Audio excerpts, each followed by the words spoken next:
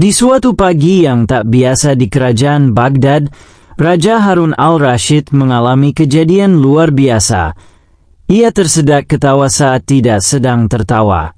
Raja terbangun dari tidurnya dengan wajah merah padam dan suara aneh. Hihihihuhakho. Para tabib istana panik. Mereka mencoba segala cara, dari pijat refleksi, rebusan akar ketawa, hingga meniupkan angin dari tanduk kijang betina ke telinga raja yang dipercaya bisa menyembuhkan batuk spiritual. Tapi tetap saja raja mendengus seperti unta alergi pasir. Satu-satunya orang yang mungkin bisa menyelesaikan masalah ini adalah, tentu saja, Abu Nawas. Abu Nawas sedang asyik bersilat lidah dengan seekor kucing jalanan yang katanya bisa berpantun saat pengawal istana datang menjemputnya. Abu, raja membutuhkanmu. Beliau sedang tertawa tak tertawa. Tertawa tapi tidak tertawa, gumam Abu Nawas sambil membelai jenggotnya yang hanya tumbuh di sebelah kanan. Itu artinya ada sesuatu yang menggelitik logika tapi membingungkan jiwa. Wah, ini cocok untukku. Dengan jubah kusut dan sandal sebelah putus, Abu Nawas melangkah masuk ke istana seperti pahlawan tanpa genre. Setibanya di hadapan raja, Abu Nawas langsung menempelkan telinganya ke perut raja. Ini bukan tertawa biasa. Ini suara dari dimensi ketiga setengah. Raja memicingkan mata. Dimensi ketiga setengah. Ya tuanku. Dimensi yang berada di antara mimpi dan kenyataan. Hanya bisa diakses lewat tawa yang terlalu absurd untuk dipahami. Aku tidak mengerti satu pun dari apa yang kau katakan, Abu Nawas. Bagus. Berarti kau sudah masuk dimensi itu. Semua menteri mengangguk-angguk seperti ayam melihat cermin. Abu Nawas meminta izin untuk menyelidiki asal mula tertawa misterius ini. Ia pun memulai penyelidikan ke tempat-tempat paling aneh di Baghdad, termasuk warung ketawa palsu yang hanya menjual hahaha dalam botol, tukang cukur yang mencukur jenggot sambil menceritakan lelucon haram, seekor burung beo yang tertawa tiap melihat sandal jepit. Namun petunjuk sesungguhnya datang dari seorang pengemis gila yang tertawa dalam tangis. Aku tahu kenapa raja tertawa, bisiknya. Karena seseorang telah mencuri ketawa suci dari gua gumam. Ketawa suci?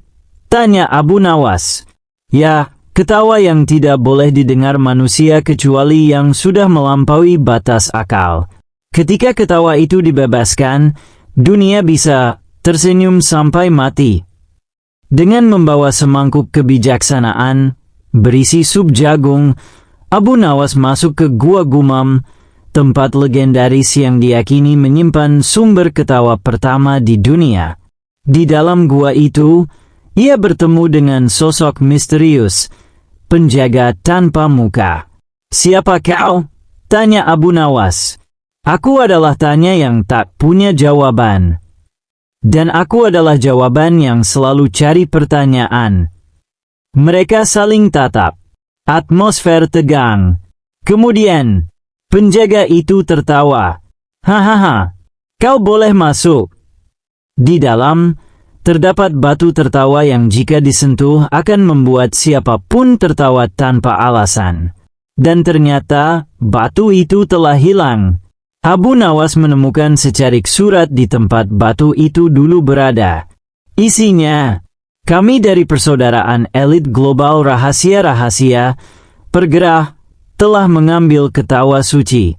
Kami akan menyebarkannya ke pemimpin dunia agar mereka tak pernah serius lagi. Abu Nawas pun mulai menyusun rencana.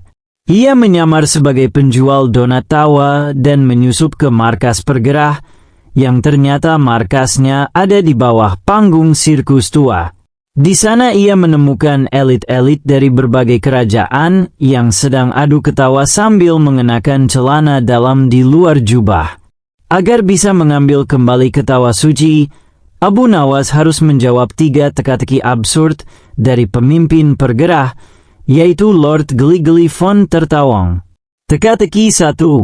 Aku tak terlihat, tapi bisa membuatmu telanjang di tengah pasar. Aku bukan angin, aku bukan iblis. Aku adalah... Abu Nawas menjawab, rasa malu yang datang telat. Benar. Teka-teki 2. 1 ditambah 1 bisa jadi 2, tapi juga bisa jadi kacau. Kapan 2 menjadi 1 dan 1 menjadi bingung? Abu menjawab, ketika 2 pemimpin saling cinta tapi rakyat bingung siapa yang memimpin. Brilian. Teka-teki 3. Aku adalah tawa yang membuatmu takut. Aku absurd, tak bisa ditiru, dan muncul hanya saat kamu sendirian. Siapakah aku? Abu menjawab sambil tersenyum, aku adalah ketawa yang muncul ketika kau sadar dunia ini terlalu lucu untuk ditangisi. Tiba-tiba semua anggota pergerah berdiri dan memberi tepuk tangan, namun Lord Geli-Geli tidak menyerah. Aku tantang kau duel ketawa terakhir. Siapa yang tertawa lebih dulu, kalah. Abu Nawas setuju. Mereka saling tatap. Geli-Geli mulai mencabut lelucon paling mematikan, kenapa unta tidak bisa naik motor. Abu menahan tawa. Karena dia tak punya SIM dan terlalu sombong. Beberapa penonton pingsan tertawa. Tiba giliran Abu Nawas. Ia hanya berdiri, menarik napas, dan berkata, bayangkan raja kita berdiri tanpa celana, menyanyikan lagu cinta ke sebutir kurma. Geli-Geli tertawa. Dan kalah. Dengan kemenangan itu, Abu Nawas membawa pulang ketawa Suji dan mengembalikannya ke Gua Gumam. Raja Harun pun sembuh, tapi dengan efek samping. Ia jadi terlalu bahagia hingga ingin menjadikan setiap Senin sebagai hari ketawa nasional. Ia memerintahkan agar setiap warga Baghdad tertawa setiap jam 9 pagi sambil berdiri di atas satu kaki. Rakyat pun protes, tapi sambil tertawa. Sebelum kembali ke rumah, Abu Nawas menulis di tembok istana. Tertawa adalah logika yang terlalu pintar untuk dimengerti, dan air mata adalah komedi yang belum selesai. Dan sejak hari itu, ketawa menjadi bagian dari hukum di Baghdad. Setiap pengadilan dimulai dengan lelucon. Setiap hukuman disampaikan dengan pantun jenaka. Bahkan Abu Nawas sendiri mengusulkan agar pajak dibayar dengan puisi lucu. Suatu malam, seorang anak bertanya kepada Abu Nawas, "Guru, apakah ketawa bisa menyelamatkan dunia?" Abu Nawas tersenyum, lalu menjawab, "Jika dunia terlalu gila untuk ditertawakan, mungkin hanya tawa yang membuat kita waras." Beberapa hari setelah ketawa Suji dikembalikan, Raja Harun al-Rashid mengeluarkan sebuah dekret aneh. Mulai hari ini, setiap pertemuan di kerajaan, baik itu rapat, sidang, bahkan pertengkaran rumah tangga, harus diawali dengan satu lelucon yang membuat lawan bicara tertawa, atau minimal senyum menyeringai. Rakyat bingung. Seorang penjual kain bahkan pernah dihukum cambuk ringan karena gagal membuat pelanggan tertawa saat bertransaksi. Sementara itu, Abu Nawas mendapatkan tugas baru sebagai Menteri Humor dan Tawa Nasional. Tugas utamanya adalah membuat standar nasional tentang apa yang lucu, kapan tertawa itu sah, bagaimana cara tertawa yang benar, tidak boleh mirip suara kambing. Ia pun membentuk lembaga baru bernama Lembaga Standarisasi Ketawa Nasional, LSKN. Slogan resminya, "Tertawa itu serius." Untuk membuktikan efektivitas peraturan baru, Raja menyelenggarakan lomba ketawa terlucu sedunia, diikuti perwakilan dari berbagai negeri. Wakil Cina dengan tawa bernada opera, wakil India dengan tawa bergoyang, wakil Romawi dengan tawa pakai toga, wakil kerajaan unta tertawa, negeri tetangga. Namun peserta paling dinanti adalah Abu Nawas yang mewakili kerajaan Baghdad. Sayangnya, ia justru tidak tampil. Ketawaku bukan untuk lomba, ujarnya, tapi untuk mereka yang kehilangan alasan untuk tersenyum. Semua terdiam, dan secara misterius, itu membuat semua orang tertawa. Bahkan dewan juri memberikan nilai sempurna. Pada suatu pagi yang cerah di Baghdad, Raja Harun al-Rashid berteriak dari balkon istananya, "Siapa yang bisa menjelaskan mengapa serbet emasku hilang dari meja makan, akan kuhadiahi 1000 dinar." Semua orang geger. Serbet emas, seharga 1 desa? Satu-satunya orang yang tidak bereaksi dengan panik adalah Abu Nawas. Ia malah tertawa. Serbet emas? Wah, nanti pasti ada juga sendok dari langit dan garpu dari bintang, kata Abu Nawas sambil minum teh di kedai.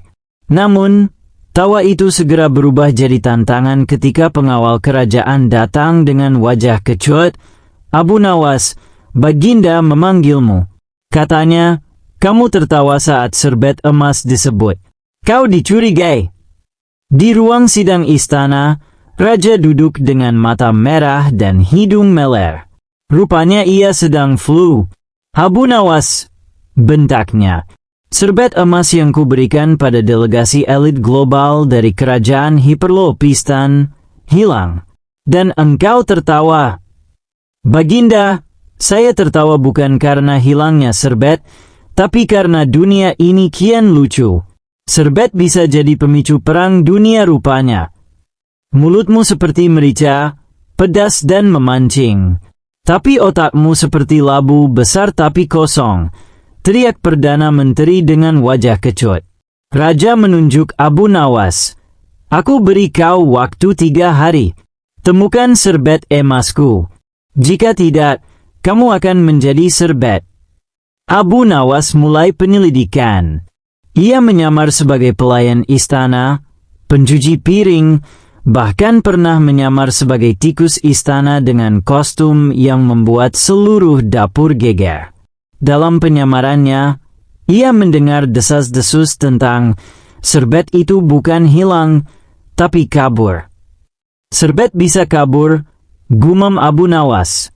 "Ini pasti ulah orang gila atau jenius." Ia pun memutuskan untuk menemui seorang sahabat lamanya, tukang sihir akbar bernama Batlan bin Bahlul, yang suka bermain catur dengan jin dan makan donat dengan merpati. "Serbet emas?" tanya Batlan sambil membakar dupa dari bulu unta. Aku pernah melihat benda itu terbang ke arah barat bersama seekor merak berjanggut." Belum sempat Abu Nawas menikmati teh panasnya, pengawal kerajaan kembali datang tergopoh-gopoh. "Abu Nawas, tolong, kali ini bukan serbet emas yang hilang, tapi serbet kedua yang muncul tiba-tiba." Abu Nawas mengangkat alis.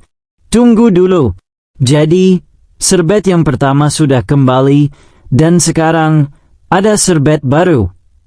"Iya, dan serbet baru ini bisa bicara." "Astagfirullah," gumam Abu Nawas.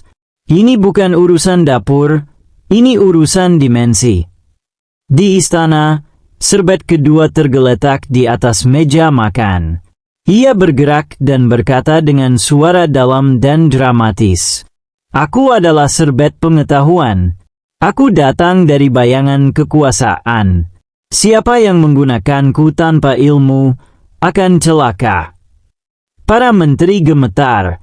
Raja pun berkata, "Abu Nawas, hanya kau yang bisa menginterogasi serbet." Abu Nawas duduk di depan serbet seperti penyidik kelas kakap. "Siapa kau sebenarnya?" "Aku berasal dari kerajaan tak terlihat.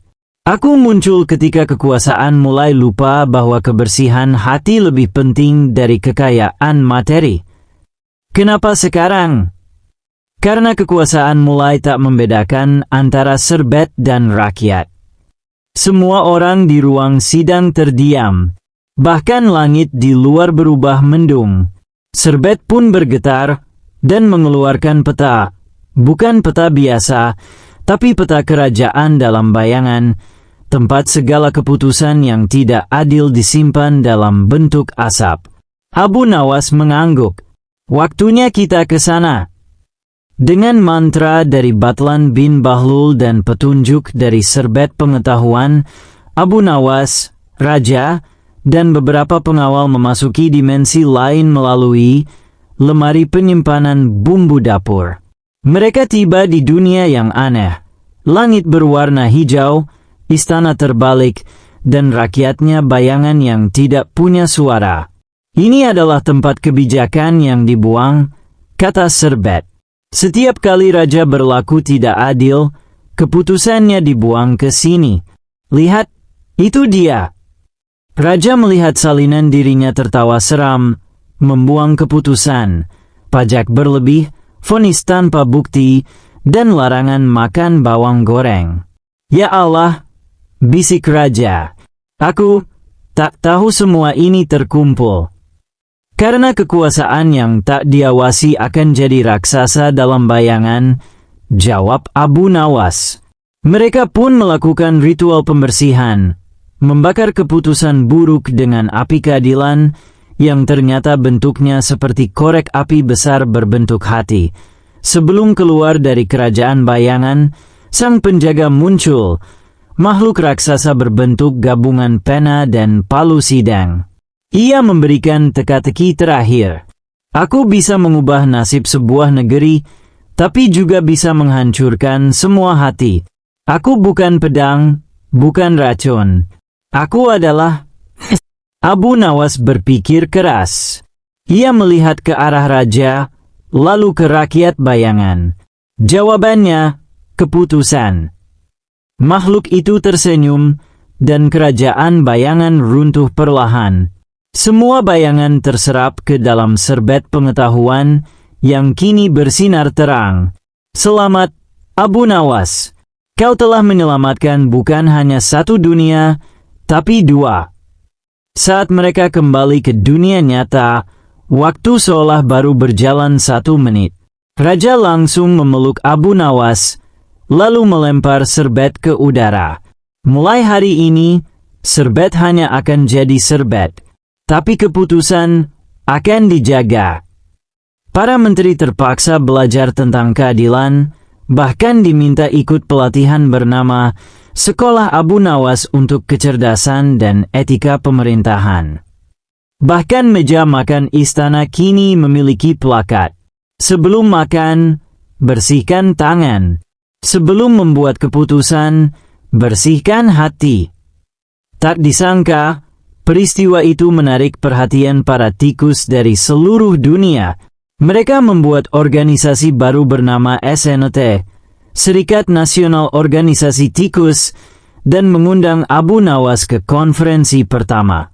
Temanya, mengapa serbet membawa kita ke arah yang lebih baik?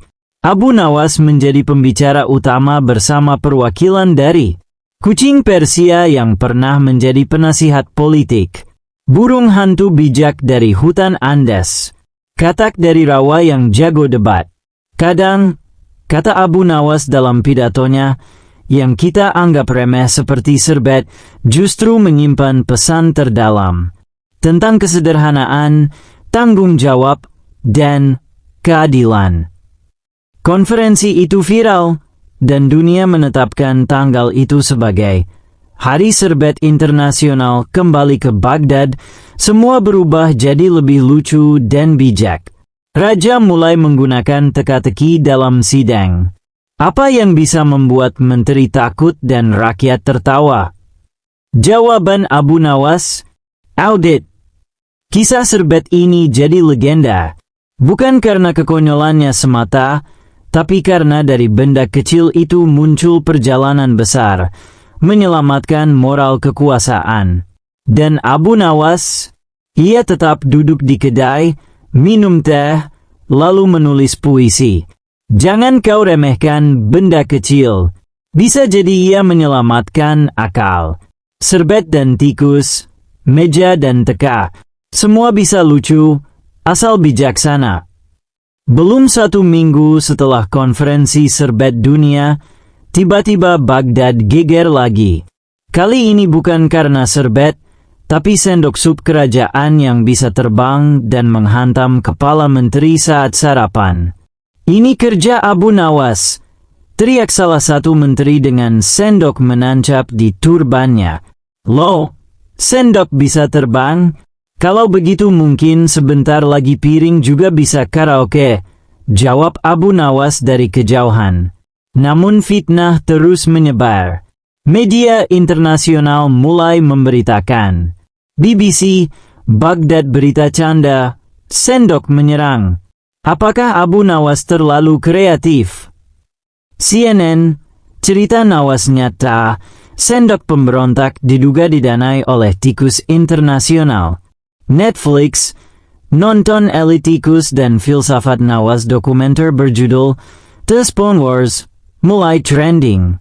Abu Nawas tahu, ini bukan kebetulan. Ada persekongkolan elit internasional yang ingin menghancurkan reputasinya. Dan dia tahu siapa dalangnya. Sir Bunjit Al-Bachot, diplomat asing yang pernah kalah debat dari Abu Nawas saat konferensi tentang apa fungsi piring kotor dalam peradaban.